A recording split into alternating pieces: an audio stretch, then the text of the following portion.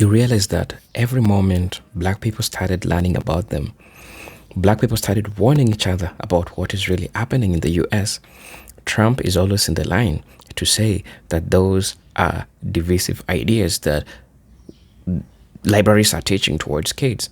They try to ban black history from reaching people. Why?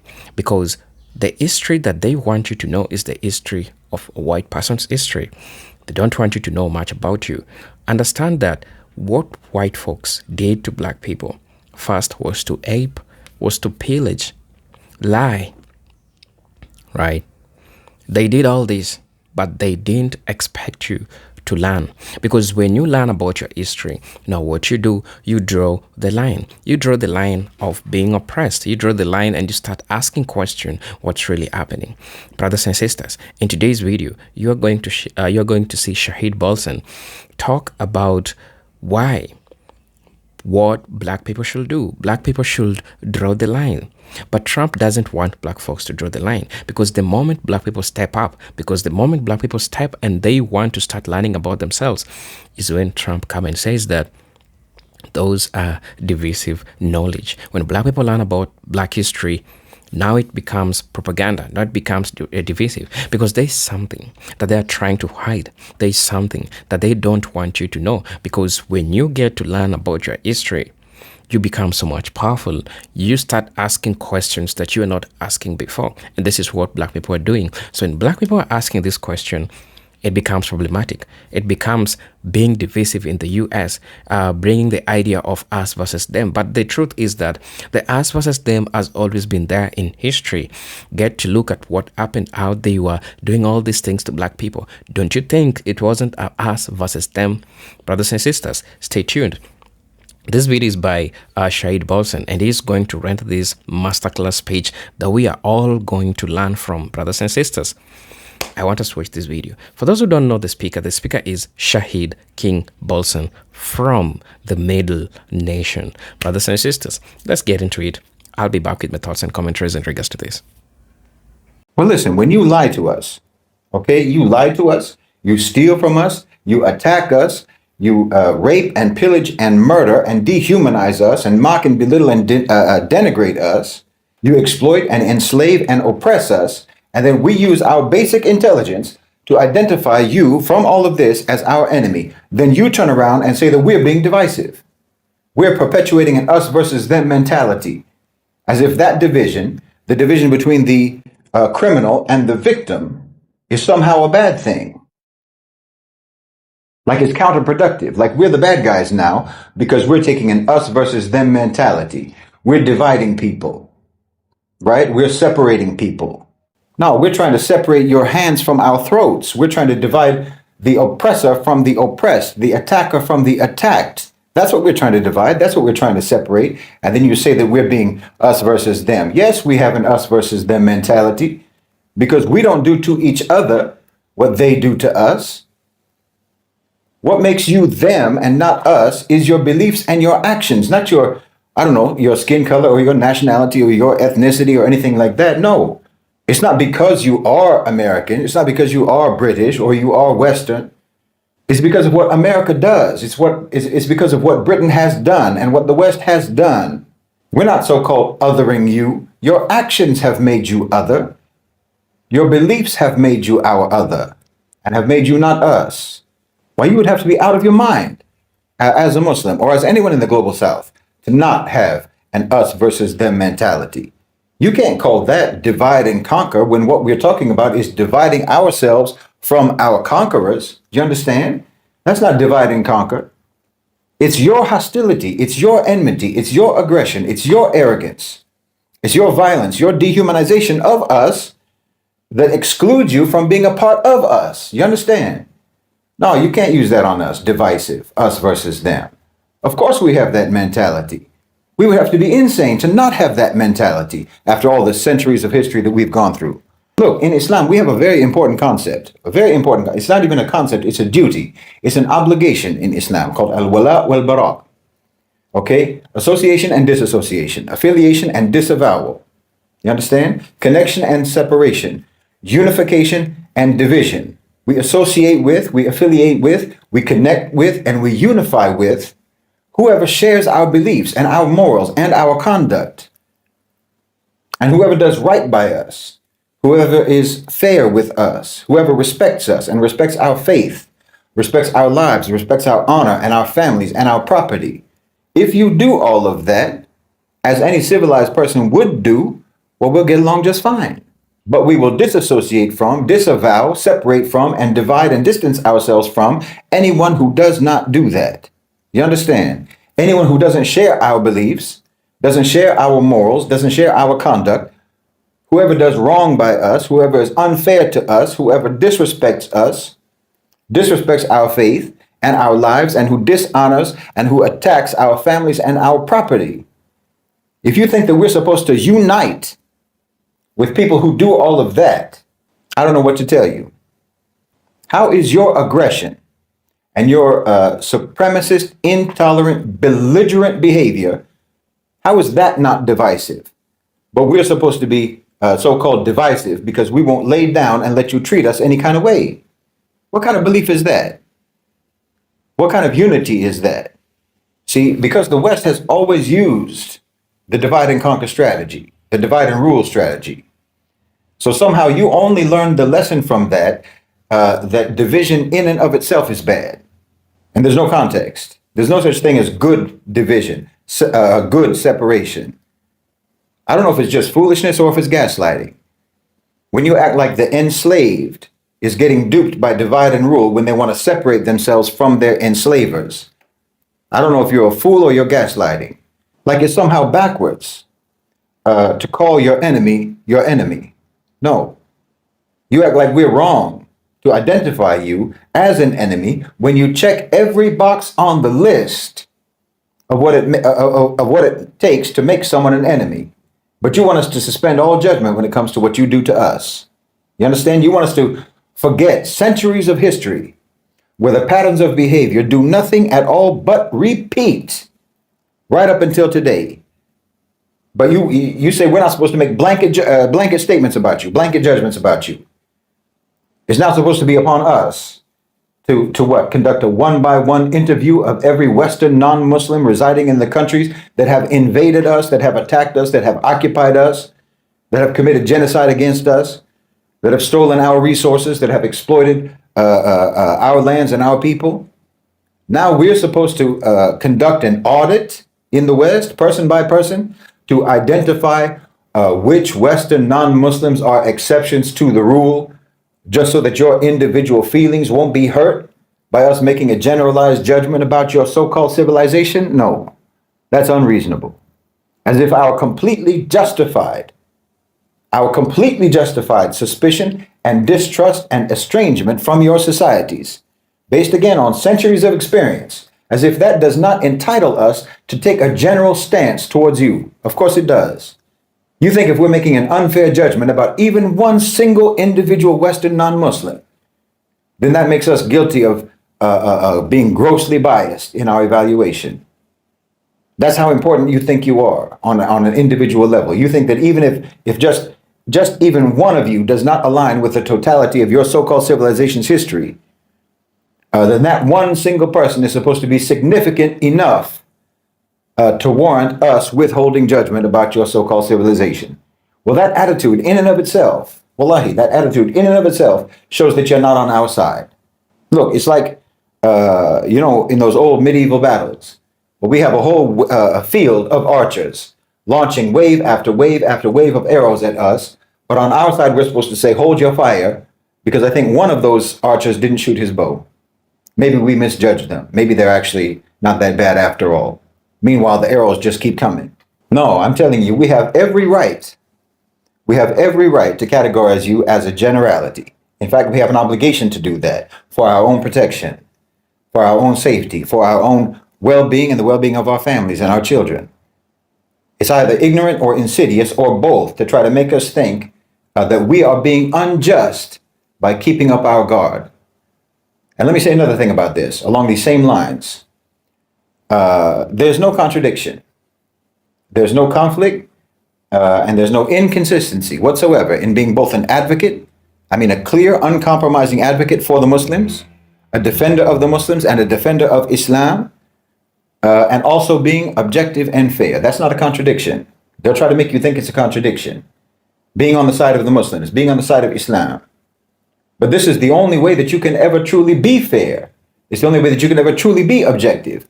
And if you're a Muslim who thinks that you have to now throw other Muslims under the bus, for example, because they might do something wrong, and you think that you have to throw them under the bus just so that you can prove to the kuffar that you don't have so-called double standards, to prove to inherently, habitually, continuously unfair people that you're fair. You understand? By turning your back on other Muslims and pretending that you just condemn wrongdoing no matter who does it. You're just unbiased and fair and so forth. So you will disown other Muslims who do wrong just so that the kuffar will think that you're unbiased. No, this is a disservice to the truth. It's treachery, in fact. You act like you can stand outside of Islam at some point between the Muslims and the West, like a referee. No, see, they created this sort of psychological warfare, this trap, the so-called good Muslim, the Muslim who is actually just so desperate for the approval of the kuffar, for the validation of a system that despises him, that he will perform self-mutilation. He thinks that if I condemn my own brother first, if I throw my own brother under the bus before they even ask me to, if I show them that I'm just as vicious in policing my own, then they'll see that I'm one of the good ones. They'll see that I'm fair. No, this is not fair. This is not fairness. This is sickness. This is a sickness. You're trying to prove your so-called objectivity to a people who, like I say, are inherently, habitually, pathologically unfair and biased. It's like you're trying to win a certificate of good conduct, good behavior, from the jailer who wrongfully imprisoned you in the first place. And what does he do when you hand over your brother? What does he do when you throw your own brother under the bus? Well, he just puts both of you in the prison. Yes, some Muslims do wrong. We're humans. Muslims make mistakes. But you and I both know that the moment you condemn another Muslim in front of the kuffar, they're not going to take that the way that you hope that they'll take that. They're not going to take it as, oh, look how fair and unbiased and objective these Muslims are. No, they're going to use that as proof that we are bad. You understand? They're going to use it as proof that their lies about Islam aren't lies. No, don't hate your ummah more than you love the kuffar. When a Muslim makes a mistake, you don't run to social media to disown him or her. You don't perform your condemnation for the consumption of his and your and my enemies. You deal with your brother within the house of Islam, within the ummah. You correct him with wisdom. You advise him with mercy. You stand by him as a brother in faith through thick and thin, no matter what. But you never offer your brother up as a sacrificial lamb to the wolves just to prove your own so-called civility in front of the most uncivilized people in human history. By doing that, you even do a disservice to the kuffar themselves. You understand? Because you feed into their relativist perceptions and their derogatory view about Islam, which does nothing but keep them misguided and steeped in falsehood. You can't do that. That's not fair. And when you come out against your own brothers and sisters, and yes, that includes the rulers of the Muslims, that includes the rulers of the Muslim lands and our governments, that is you falling for divide and conquer, the divide and rule tactics of the West. That's what that is. Now you're letting them pit victim against victim, not victim against victimizer. Because when the victim divides himself from the criminal, that's not divide and rule. But what you're doing is dividing yourselves from the victim, seeking the approval of the criminal, the approval of the victimizer. That's divide and rule. Understand the difference. Understand the difference. And yes, I said that defending Islam, advocating Islam, being on the side of Islam is the only way to be objective. It is the only way to be unbiased. Yes, it is. Because that is part of being a Muslim. You understand? Being an impartial witness, telling the truth, being honest, calling things what they are. This is all part of Islam. So when you defend Islam, and take an Islamic stance, you are defending objectivity and fairness itself. This is the opposite of subjectivity, because we have a fixed standard. It's not a person by person follow your heart. There's your truth, my truth, her truth, his truth. Everybody's personalized, curated, lived experience truth. No, there is an objective standard of measurement in Islam. There's no euphemisms. There's no spin. There's no narrative. And you literally have to take your opinions out of the equation. There's a reason why the word in Arabic for witness is also the same word for martyr. Because in order for you to be honest, to be an honest and truthful witness, you have to basically sacrifice yourself in your testimony. You understand? Remove yourself from it. Remove what you think, what your opinion is, what you like, what you dislike, what you approve, what you disapprove, what you want, what you don't want. And you just tell the truth as it is, no matter what. That's why I also say that what we try to do in Middle Nation isn't so much analysis, it's bearing witness. That's what we do. We're trying to look at the world, we're trying to read events as they are, and then to try to explain what's going on as it is, objectively, which is to say, Islamically. So if you're defending Islam, you are in fact defending both the truth itself, the truth of Islam, but you're also defending honesty, objective, factual honesty. In the West, it's in their Bible, actually. They have that line about the truth shall set you free. But I'm telling you that in order for you to tell the truth in the first place and to listen to the truth in the first place, you have to already be free. You have to be at least free enough to be honest, free enough from your own subjective interpretations, free enough from all of the ways that people bend reality to suit their own whims and their own desires and so forth. You have to already free yourself from all of that in order to even present the truth honestly, and to see the truth honestly, and to receive the truth objectively. But you're dealing with the people who believe that there is, my truth and your truth and so on. Well, that doesn't free anybody. So it doesn't matter if in your culture, in the West, in your so-called civilization, or in your religion, it doesn't matter if they tell you that you should tell the truth, because at that point, the whole definition of truth is already so obtuse and so flexible that telling the truth is basically the same thing as lying. It's meaningless. So yes, we defend Islam, and we're partisan about it. And yes, that is the only way to be objective and fair, because that is what Islam dictates for us to be. It's not based on a personalized, subjective standard of measure. That's why I can say that I'm an Islamic supremacist without that meaning what it means when anyone else talks about supremacy. It doesn't mean prejudice or discrimination or persecution against other groups, because upholding the supremacy of Islam also means upholding the tolerance of Islam. You understand? Upholding the Quranic injunction of to you your way, to me my way. That's real tolerance. That's real tolerance. In the West, assimilation is the prerequisite of tolerance, you see? We'll only tolerate you if you adopt our ways. That's their version of tolerance. Their version of, diversity, equity, and inclusion. Their version is, and I'm sorry to be blunt about it, but basically we welcome a diversity of races and a diversity of ethnicities and religions and so on, as long as they believe like us, as long as they act like us, as long as they think like us, as long as they behave like us. And of course, because that us in the West pretty much always goes along racial lines in the Western definition, it means we are inclusive of so-called black and brown people, as long as they are essentially black and brown white people in their thinking, in their mentality. Do you understand? We accept for there to be so-called black and brown avatars who will represent the white power structure. That's what they mean. And why wouldn't they? Why wouldn't they accept that? Colonizers always welcome collaborators. They always welcome mouthpieces. That's their tolerance. No, we have to uphold Islam. We have to put Islam first and foremost, because that means putting genuine, civilized, high moral values and disciplined behavior first and foremost. And again, when you start to take this secular, Western, humanist attitude, there's good and bad people in all religions and so on.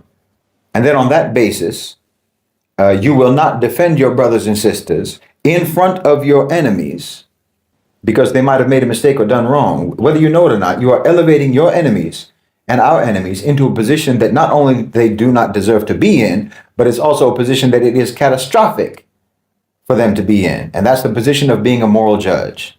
And you go far enough along this misguidance until we start to see Muslims, I've seen it, talking about this or that non-Muslim activist, this or that non-Muslim public figure, or what have you, astaghfirullah, as being better than Muslims, or being better Muslims than Muslims.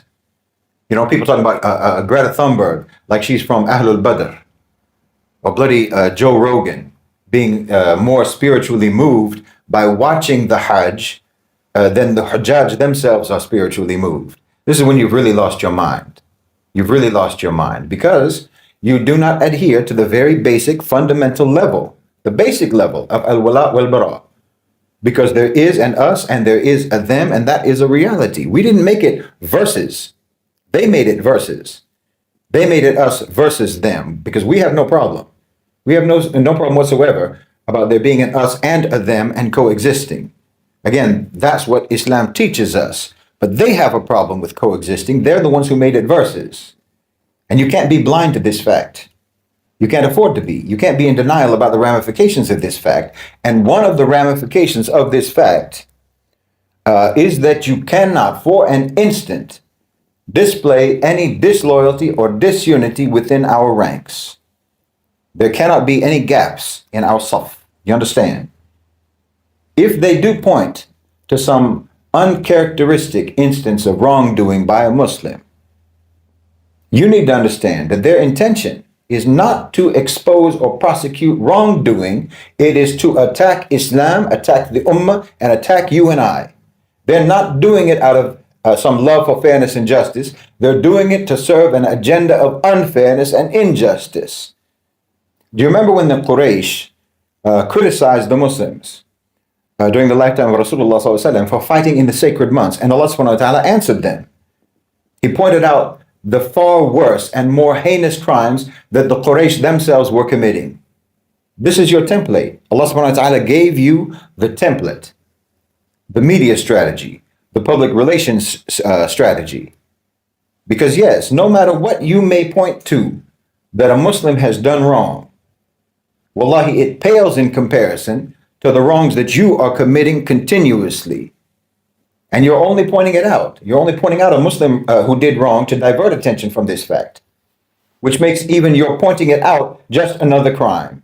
Yes, as I said, whatever wrongs a Muslim commits, we deal with that amongst ourselves. It's not your business. And we will never give you the satisfaction of letting you create gaps in our saf or creating cracks in our fortress, because that's all you're actually trying to do. You're just trying to divide us.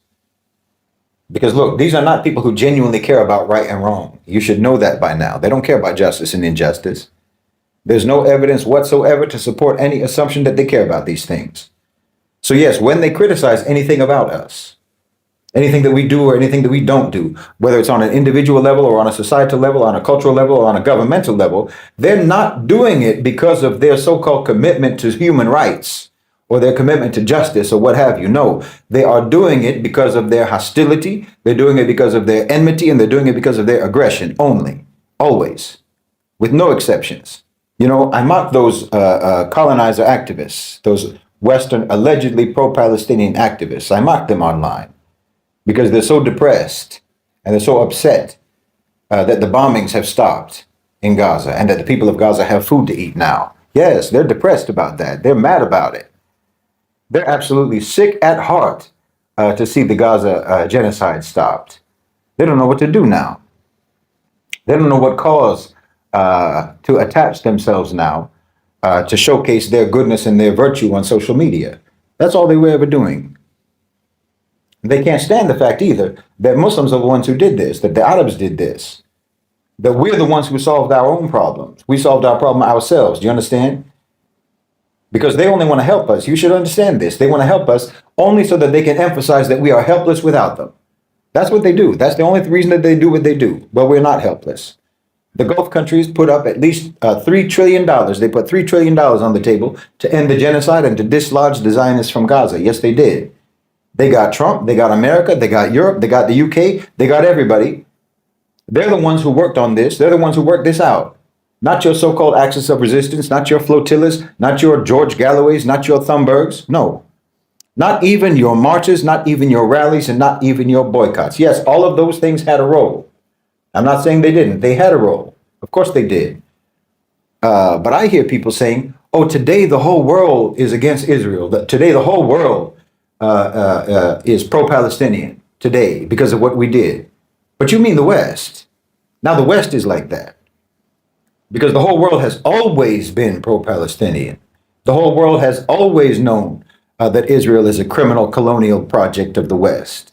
Global opinion has not changed at all. It has always been this way. But you're just now coming into alignment with global opinion. And the only reason that you're coming into alignment with global opinion is because the people at the top of your power structure have been paid off. That's why the narrative is shifting or has shifted.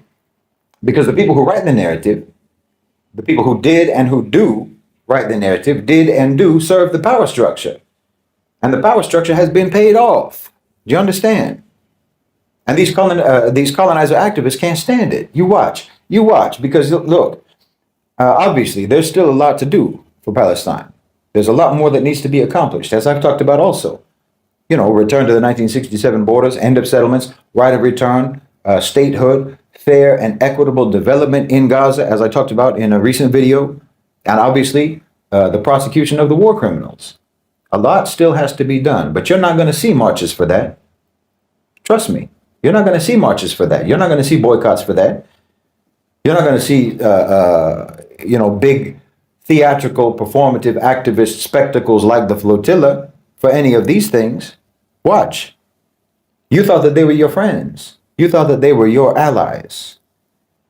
But you and your cause are just props for them. I'm telling you, you and your cause are just vehicles for their self-praise and their grandstanding to make themselves look good on social media. Vehicles for the same old Western propaganda about how virtuous their so-called civilization is. They just want to show how good their civilization is, even though they're the ones who are causing the crimes and the injustice that they're protesting against. You see the irony? It's all a con job. It's a con job. Just wait, you'll see. And maybe if you see, you might even understand. So yes, if you turn your back on the Muslims, on any Muslim, you throw any Muslims under the bus just to try to win the approval and win the affection of these people, wallahi, you are just selling your own self into servitude and humiliation.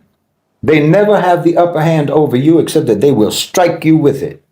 That's a fact. That's a historical fact. And if you are a Western non-Muslim who this does not apply to, you're not like this, then good for you. Good for you. But it's not our job. You understand? It is not our job, and it is not in the interest of our own safety and our own security and our well-being to suspend a general judgment and a general posture just because some of you might not be like this. So I'll state it very clearly. Our stand is with Islam. Our stand is with the Muslims. And from that position of strength, from that position of truth, we can truly be just. We can be fair. We're not here to win a popularity contest with our oppressors. No. We are here to win the pleasure of Allah subhanahu wa ta'ala. And you will never win the pleasure of Allah by betraying your brothers and your sisters to try to get the applause of the kuffar. Never. Hello brothers and sisters, welcome back to the channel. I'm hoping that you are doing great from wherever you're watching this video from. I hope that we all learned from what Shahid Bolsen shared in regards to how they don't want you to learn, how they don't want you to understand everything and how it's really happening. Because at the end of the day, when you really get to see all this perspective from your angle, you get to see that they are so much afraid of you learning about yourself. They are so much afraid that when you get to learn Black history, you are going to start questioning all these things that are happening. And it's indeed, this is what is happening. They're afraid. They don't want you to have the reality of the matter. And it is really, really important you get to understand The people who have been the victim, who are black people, they are being blamed for drawing the line. They are being blamed for wanting separation, because now that Trump start calling that as being divisive. And if you're careful, you're going to see that Trump really did try ban learning black history. He doesn't want people to learn black history. Because again, if we learn black history, we are going to be questioning a number of things that happened. So when we learn black history, we are going to question a number of things that happened in history. So black people are drawing the line because they saw what happened throughout the history. They learned and they know what you do. They know who you are. They know how you operate for the longest time. That's how you have been doing for the longest time. That's how all these things have been going on. And I think it's time people get to understand. People get to understand that they are so much afraid of you learning about yourself, because there is nothing like fairness. There is nothing like fairness to colonizers. They want you to be in the state that you are so that you don't get to learn about yourself. You don't get to understand how powerful you are. You don't get to understand what you can do with the knowledge, with the information that you have. They have lied a lot. They have, throughout the history, we could definitely see that they have lied. They have lied about a lot of things. They have done what is called historical revisionism. So the moment that you start going back there and digging the truth is the moment that you make them shake to their core, because now you are going to question a number of things that happened. Right? When they did revisionist history, or what we call historical revisionism, they never wanted you to have the truth, because the truth is ugly. Their dark past is ugly. Makes people question their conscience, makes people question the decisions that they make, makes people question a number of things, makes people question religion, makes people question things, doubtably, because the things that they did throughout the history and how they represent themselves, and they're preaching to you, they want you to think about unity. And when you learn about history, now you become so much divisive. It makes people question all these things, right? Think about it. It makes people question all these things. And that's why they don't want you to learn about history. They don't want you to learn about yourself. They don't want you to know all this. Because now when you know all this, you are going to be asking a lot of questions. And this is what is happening with a lot of black folks. And this is how the playbook has been working. It has always been about them. There is nothing like equity. That's what they want. That's what they've ever wanted. Right. It's all about lying, lying, lying, lying, lying, and lying, and lying, and lying, and lying. When you want to know more about their history, you become so much divisive. That's how Trump puts it. You know what, brothers and sisters, I don't want to say much, but please, let me know what you'll think about this video. As you know, I'm your host and presenter, Agent Stories. But until then, let me see you in my next video. Until then, peace, love, and harmony. Salute.